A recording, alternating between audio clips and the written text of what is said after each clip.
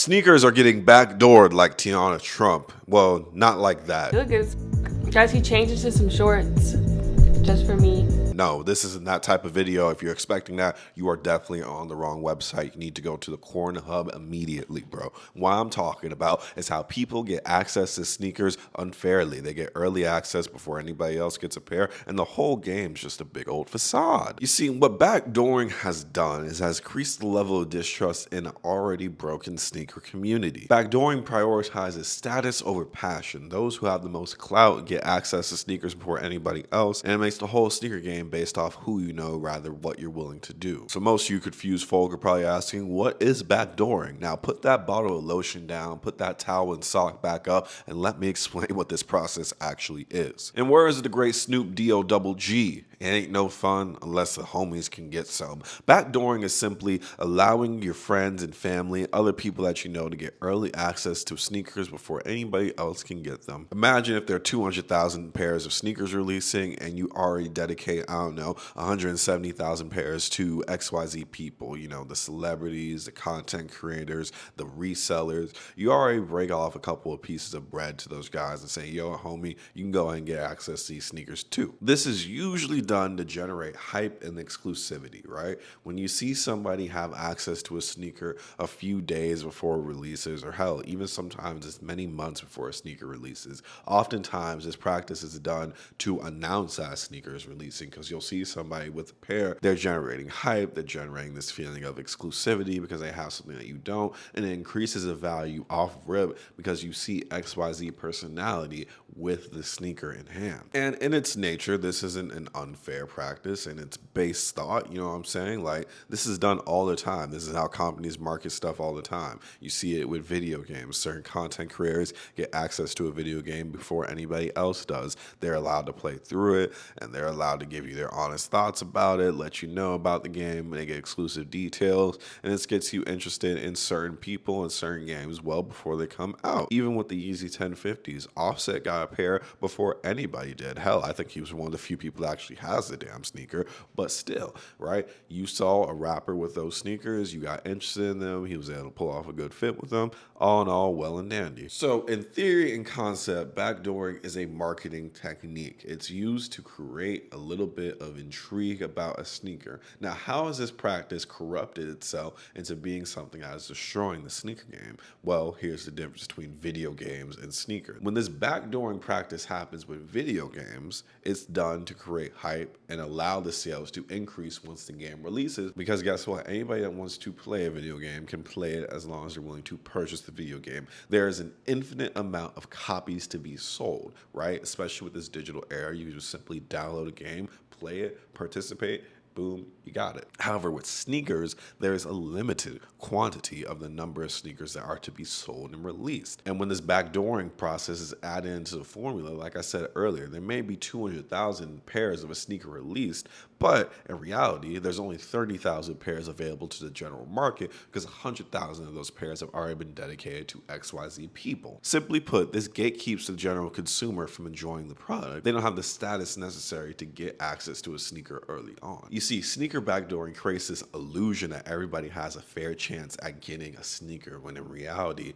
it's already broken. It's already been divided up. Something similar to the American voting system. You know what I'm saying, bro? It's already been predetermined who's going to win, and you're just a loser participating in the game over and over again. They're pulling your strings like a puppet. In reality, by the time the sneakers get on the apps, many of them have already been sold away. Why do you guys think with certain sneaker releases, there are always L's and L's on social media? Everybody's taking L's. That is a very strange thing to see in the modern era, bro. Overwhelming majority of people don't get the sneaker. That is very, very strange. Yet there's so many pairs available on the resale market. Very odd. When you combine the issue of scalping with the issue of backdooring, it further deepens the wound in the sneaker community. And I need to make this clear. Scalping and backdooring are two separate practices, all right? Scalping is simply the art of buying up all the sneakers for retail and reselling them on the back end to other people. This is how you make your money, right? You buy up all the sneakers, you force exclusivity, and you force hype by limiting the product and not allowing anybody to get them. Backdooring is a practice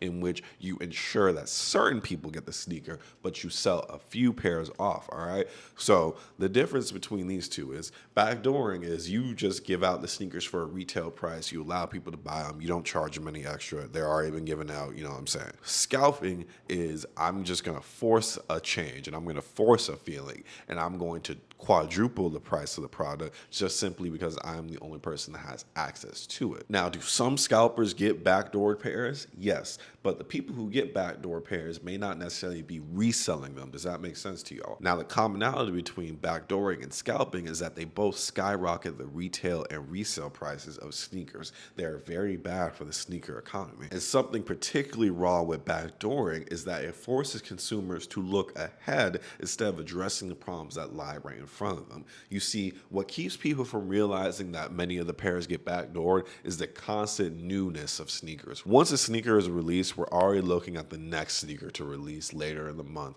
We don't really focus on what happened with this current release and how we got screwed over. Everybody's so focused on what's next, what's next, what's next, instead of focusing on what went wrong this time. How did we get screwed over this time? What can we do different? We're always so focused on the future rather than fixing the present. So how can we solve the issue of backdooring? Well, it's not an issue that you can entirely eliminate. You may be able to reduce the prevalence of backdooring, but you're not going to be able to completely eliminate it from the sneaker market. People have products. They're allowed to do what they want with products. Backdooring isn't illegal. If I start selling t-shirts and I just want a certain amount of my homies to get the t-shirt before y'all get them, there's nothing wrong with that because I own the product. Now, is it potentially bad for my business? Yes, because if I don't give my product to the consumers, they may not want to support me and my product, and it's just going to be me and my homies wearing my product. Very much so. So one thing that I constantly hear on my page is the idea of releasing more sneakers. If Nike were to release more sneakers, this would solve the reselling problem, the backdoor problem, the scalping problem. All these problems would magically go away. And trust me, I get it. In theory, releasing more sneakers would be the way to go. But once again, this is just something to mitigate and reduce the issue, but it's not going to completely solve the issue. I don't care how many sneakers Nike will release. If they were to release 1 million pairs of Travis Scott Jordan 1 lows, imagine when the Mocha 1s dropped, they released 3 million pairs, guys. Everybody that wanted a pair at the time was able to get them. There would still be a resale market. There would still be a backdooring market. There'll still be a scalping market to a degree, guys, because guess what? Scalpers rely on the volume of sneakers, regardless of how many release. You have to understand that new sneakerheads are made every day. Someone's going to see you wearing sneakers on your feet and be like, dang, I want a pair of those, right? And eventually, I don't care. If there's hype, they're going to sell out no matter what. When a sneaker starts to sell out slowly over time, the price is going to gradually increase and increase and increase. So although releasing more sneakers may be good for you, the individual consumer, on a general scale to stop a practice, it's rather ineffective. And something else that I also hear a lot is the idea of pre-orders. Anybody that wants a sneaker has the opportunity just to pre-order it, and this has a similar issue to the last thing, releasing more sneakers. It's all the same thing, right? Well, with pre-ordering, you're also going to have way more bots. Trust me, if the resellers know they're guaranteed to get as many sneakers as they want, as long as they fill in some pre-orders, I promise you, if you think the gambling system is bad, the pre-order system is way worse, because trust me, the bots will get all the pre-orders. I don't care how many sneakers they're releasing, the bots will eat everything up. This is what the scalpers want. Trust me, this would see a market in which only 2 or 3 people own all the sneakers. You guys don't want this. This is not the solution. So herein lies the community's current response, and it seems to be the most effective. And this is simply the idea of buying other brands and buying reps, right? When you do this, it still keeps the hype in the sneakers. I don't care what people say. Buying reps is actually a free advertisement for a lot of shoes. And then when you also go to other brands, you're actually bringing their value up, and you're actually making new sneakerheads. You're making entryway sneakers for people that never thought they could be sneakerheads.